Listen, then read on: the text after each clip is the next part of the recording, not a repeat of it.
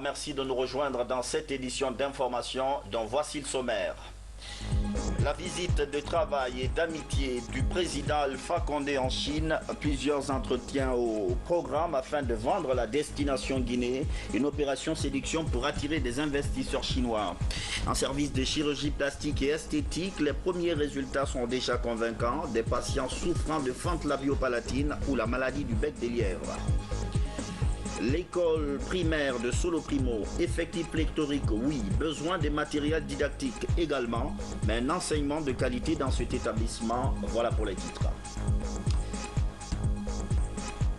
Madame, Monsieur, bonsoir. Merci de nous rejoindre dans cette édition d'information. En route vers la Chine, le président Alpha Condé était hier en Turquie, une visite de travail pour parler coopération avec son homologue Recep Tayyip Erdogan. Au menu des entretiens, donc, plusieurs sujets de grande importance comme la bonne santé actuelle de l'axe Conakry-Ankara. Les deux chefs d'État ont également parlé d'énergie. Salassi Keita. Professeur Alpha Condé et Recep Tayyip Erdogan ont échangé plus de 2 heures sur plusieurs questions d'intérêt commun entre la Guinée et la Turquie.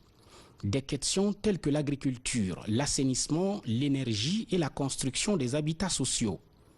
Les deux présidents ont manifesté leur désir de faire en sorte que l'axe de coopération Ankara-Conakry se renforce davantage, à travers notamment les récents accords qui ont été scellés dans la capitale guinéenne entre les deux gouvernements en leur présence. Et c'est sur ces notes de satisfaction de voir les relations d'amitié et de coopération mutuelle se raffermir davantage entre les peuples guinéens et turcs que professeur Alpha Condé et son épouse ont quitté Ankara pour la ville de Xi'an, en République populaire de Chine.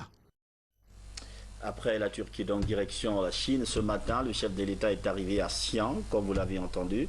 Ces images montrent les autorités chinoises venues accueillir le président guinéen à sa descente d'avion. Professeur Alpha Condé répond ainsi à l'invitation de son homologue chinois, le président Jinping. Une centaine d'hommes d'affaires composent la délégation guinéenne.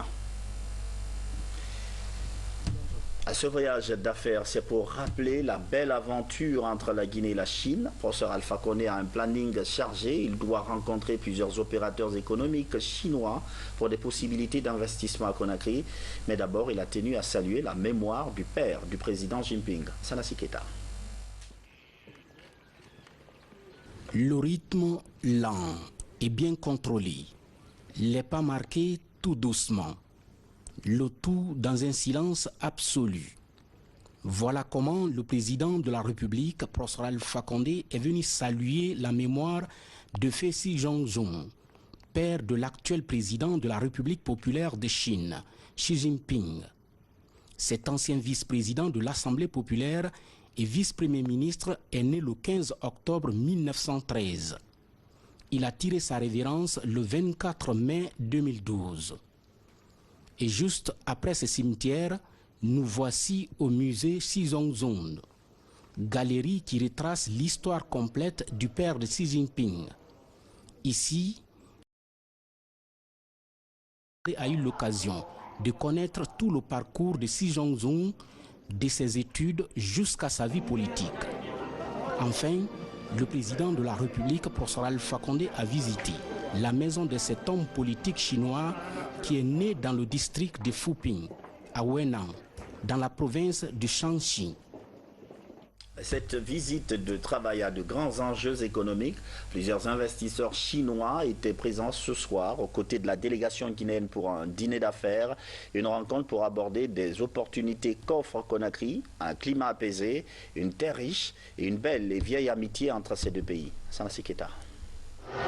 Ce dîner est suffisant pour souhaiter surtout la bienvenue au président de la République et à son épouse Hadja Diéné Kaba Condé à Xi'an. Plusieurs personnalités étrangères ont rehaussé de leur présence ce dîner, offert par les autorités chinoises au professeur Alpha Condé.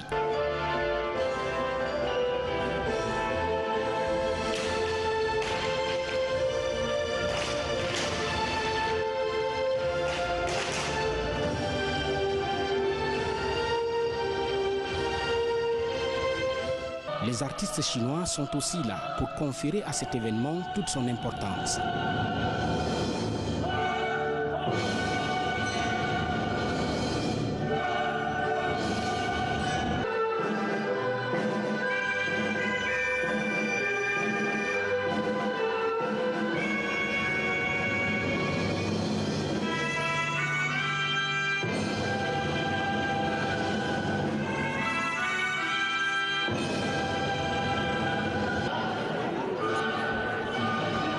Nombreux sont les opérateurs économiques guinéens qui étaient présents pour accompagner le chef de l'État, professeur Alpha Condé, à ces dîners.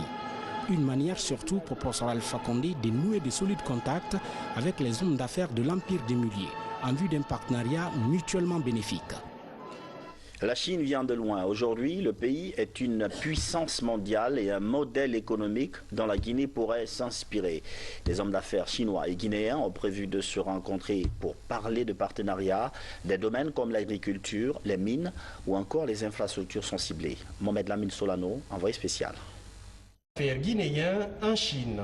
2 ans après l'épidémie d'Ebola qui a fortement affaibli son économie, la Guinée explore de nouvelles opportunités d'investissement. Une opération séduction pilotée par l'Agence de promotion et d'investissement privé.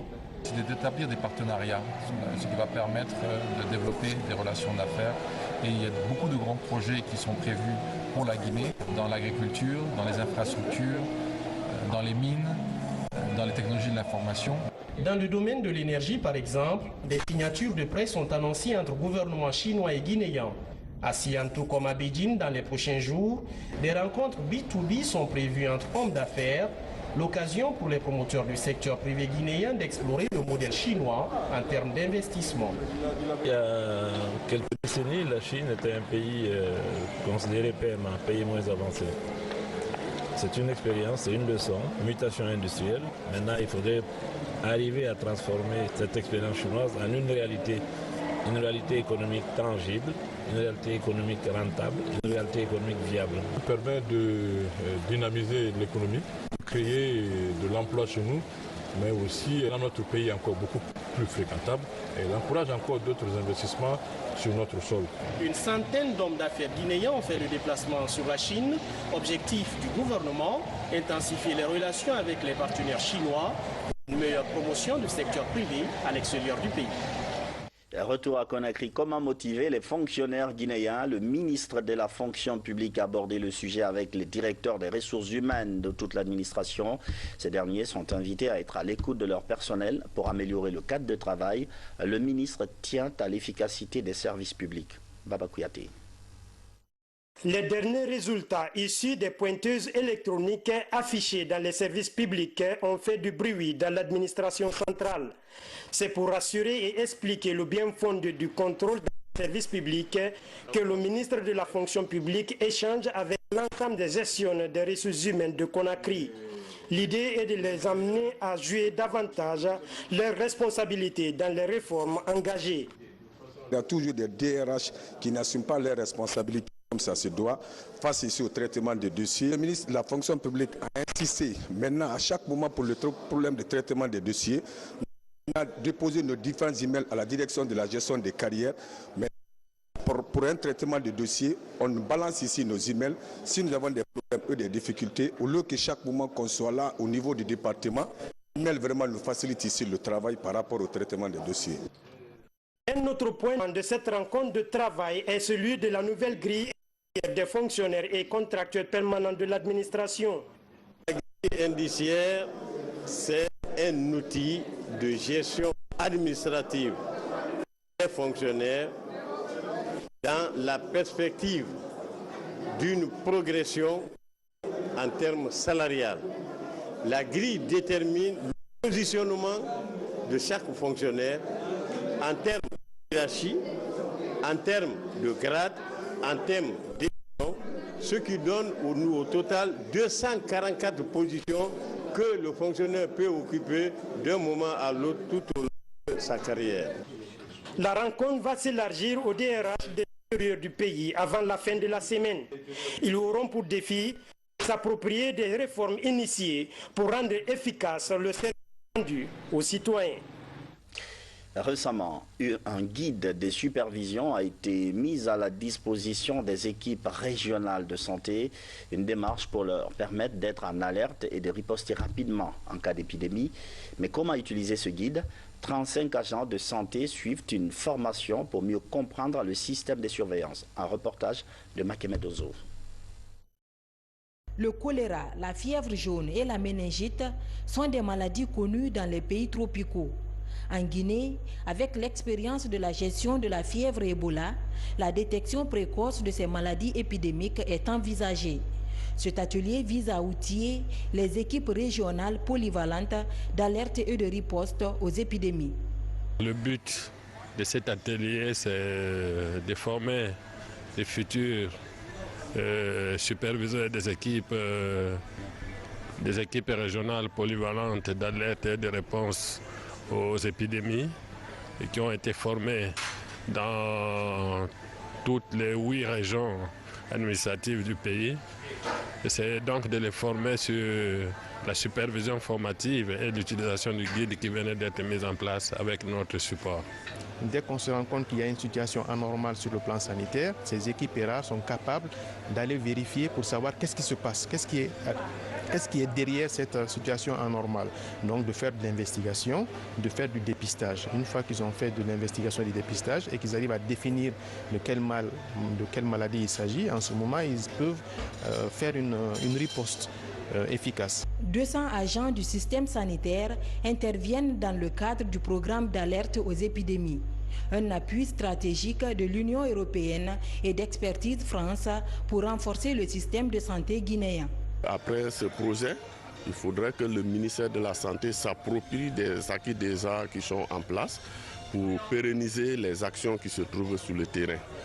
Puisque si nous prenons le système de surveillance épidémiologique guinéen, dans les attributs comme la rapidité, la sensibilité, la flexibilité, ces éléments sont tous revus. Ce programme couvre toutes les régions administratives de la Guinée. Il a déjà permis de doter les directions régionales de santé en engins roulants, en infrastructures et en produits sanitaires d'intervention d'urgence. La santé toujours, une maladie pas aussi répandue que le paludisme ou la fièvre typhoïde, mais qui affecte beaucoup de personnes. Il s'agit du bec de lièvre, encore appelé fente labiopalatine. Heureusement qu'un service est mis en place pour soigner cette pathologie. Il s'agit d'un service de chirurgie plastique et esthétique. Le centre a déjà quelques acquis. Reportage grand format, Adia Toubari. À cause de sa fente labiopalatine incomplète, Oumou Doumbouya a abandonné très tôt l'école. Cette fillette de 12 ans a fui la stigmatisation dont elle est victime dans une cour d'école. Ce matin, Oumou s'apprête à subir une intervention chirurgicale pour restaurer sa fente labiale. Mais cette opération rend Oumou anxieuse. On m'a dit de ne pas avoir peur et tout se passera bien. Oumou Doumbouya est conduite dans ce bloc opératoire. Un long processus est déclenché. Pour la patiente, tout se passera sous anesthésie générale. La douleur, nous le gérons à travers des antalgiques. Donc là, même si je le réveille tout de suite, il y a un autre produit que je vais administrer pour que l'enfant n'ait pas mal, même s'il est réveillé. L'opération prend 1h30. Elle nécessite une grande concentration. Dr Karamba et son équipe font par jour 3 interventions de chéloplastie. Pendant les interventions, le chirurgien plasticien est assisté d'un instrumentiste et de 5 médecins. Les interventions des fentes labiales constituent une intervention hautement spécialisée qui doit être faite dans des conditions normatives où il y a un minimum d'hygiène et de respect. La bouche et le voile sont fendus. Donc il faut restituer toute cette anatomie et en même temps avoir en tête que c'est des choses qui doivent fonctionner. La chirurgie sur des patients souffrant de bec de lièvre dans cette clinique est gratuite.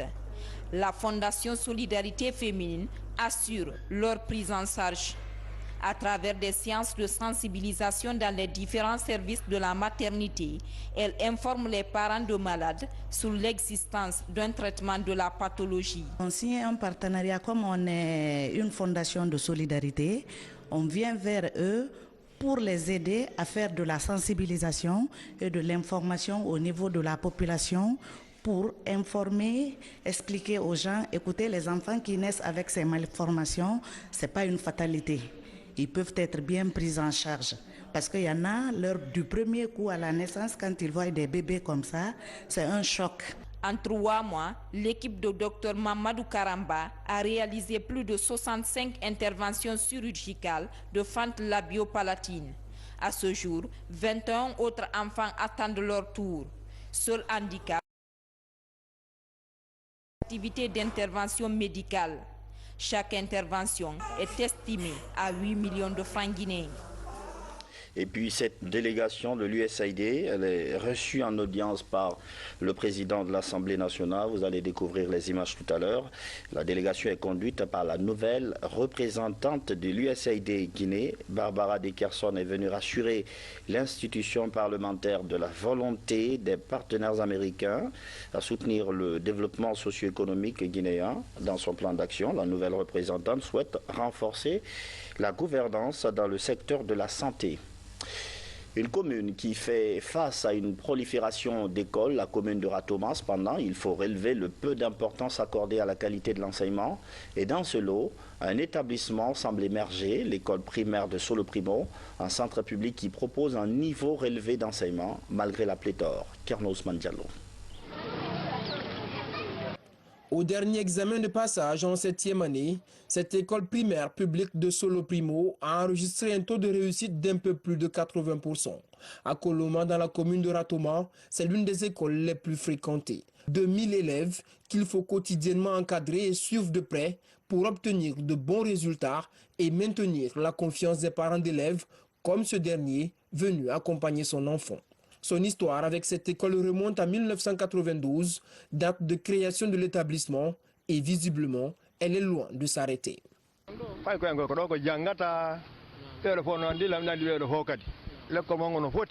C'est ici que mes enfants étudient.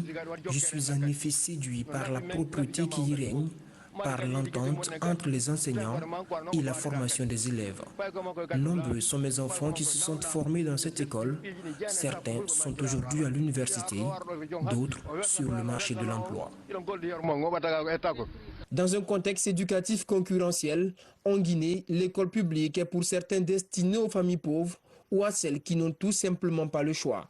Une perception que veut changer Mariam Dalanda et son équipe, convaincus que seuls les résultats peuvent persuader les plus réticents. Avant les classes, cela se joue sur le terrain de la propreté. Sous l'œil d'une maîtresse de semaine, les enfants doivent apporter leur pierre à l'assainissement de leur école, une manière d'inculquer aux enfants le savoir-vivre en les invitant à prendre soin de leur cadre de vie. C'est très important. La propreté, c'est la santé. Donc si on n'est pas propre, on ne sera pas en bonne santé. Il faut qu'il y ait la propreté quand même.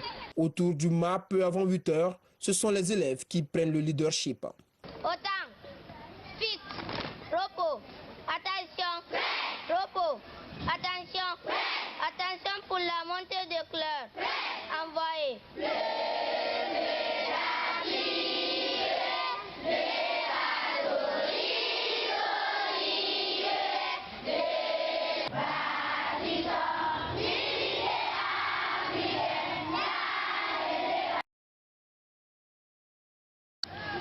Dans les salles, les enseignants doivent faire face à un nombre pléthorique.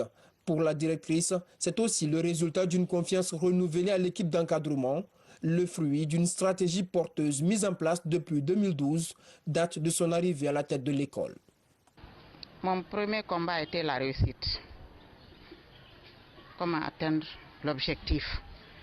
J'ai mis une organisation en place de telle sorte que le travail, ça marche normalement.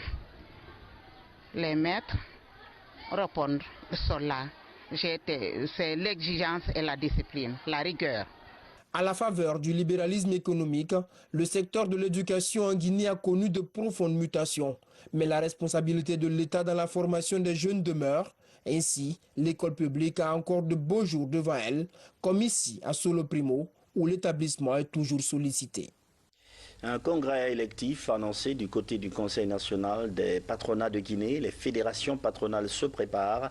Elles viennent de mettre en place une commission chargée de piloter le congrès. La rencontre a permis de valider 3 nouvelles fédérations. Bernard Tomguino. C'est à la demande des fédérations patronales, membres du Conseil national du patronat de Guinée, que se tient cette rencontre au siège du Conseil économique et social. Il est question de trouver un consensus autour de la recomposition de la commission en charge du congrès et la validation des 3 nouvelles fédérations patronales. Moi, j'ai demandé que nous tous, on n'a qu'à s'asseoir, parce que le patronat n'appartient pas à un individu, ce n'est pas la société de personne. Ce que j'ai demandé, que les membres du CNT acceptent, pourvu que tout le monde n'ont qu'à être ensemble, pourvu qu'on s'assoie. C'est une Guinée unie qui fera un bon pays dans le domaine d'économie. Je sais qu'à partir de ce que je suis en train de voir aujourd'hui, le retour et l'adhésion de plusieurs patronats, de plusieurs fédérations dans ce patronat, ça va lui donner un élan. Parce que c'est l'un des patronats les plus reconnus au niveau mondial. C'est pourquoi mon conseil sera d'aller dans le cadre de réconcilier les opérateurs, tous les membres, les fédérations, membres de ces patrons. Des concertations sont engagées entre les membres de l'organisation afin de mettre fin au conflit de leadership qui mine la structure depuis plusieurs années. À l'issue des pourparlers, tous s'engagent à aplanir les divergences pour que le patronat puisse désormais jouer son rôle dans l'intérêt des opérateurs économiques et des populations. J'ai toujours dit que nous cherchons une institution forte et non des hommes forts. Les échanges vont se poursuivre samedi prochain avec toutes les parties. Un nouvel élan devrait être ainsi amorcé par le patronat pour l'atteinte de ses objectifs. Aller de l'avant, c'est le nouveau slogan d'Ecobank. Cette institution bancaire se propose d'être plus proche de sa clientèle. Elle a décidé d'assouplir ses services numériques à cet effet. C'est un publi-reportage de Algassi Mouba. La technologie numérique est un outil essentiel d'Ecobank dans ses rapports avec la clientèle. À travers son nouveau projet baptisé Aller de l'avant, la Banque panafricaine entend offrir des services plus pratiques et accessibles dans le pays. Aujourd'hui, on doit pouvoir faire de la banque de chez soi. On doit pouvoir faire de la banque partout où on est. Et pour ce faire, il faut moderniser et rendre fluide toutes les transactions. Aujourd'hui, on sait qu'on fait énormément de choses à travers le téléphone aujourd'hui. On fait des photos, on fait des vidéos, on téléphone. Et aujourd'hui, on veut pouvoir populariser ça et rendre possible toutes les transactions bancaires également à travers cet outil révolutionnaire qu'est le téléphone aujourd'hui. La campagne Aller de l'avant est née de la conviction que la banque ne se limite pas seulement à la transaction monétaire. Sa vocation est multidimensionnelle. Avec son nouveau slogan Aller de l'avant, je pense que cela est porté à développer un peu tous leurs produits qu'ils ont mis à la disposition de leur clientèle. Et on espère qu'ils vont l'élargir un peu à toute la population guinéenne comme d'autres l'ont suggéré, c'est-à-dire aux commerçants, pour éviter que les commerçants se déplacent avec beaucoup de liquidités. Et je pense que l'électronique pourra compenser un peu ces petits tarifs. Cela évitera à la population de se faire agresser un peu partout. Ecobank Guinée compte aujourd'hui 20 agences à travers le pays.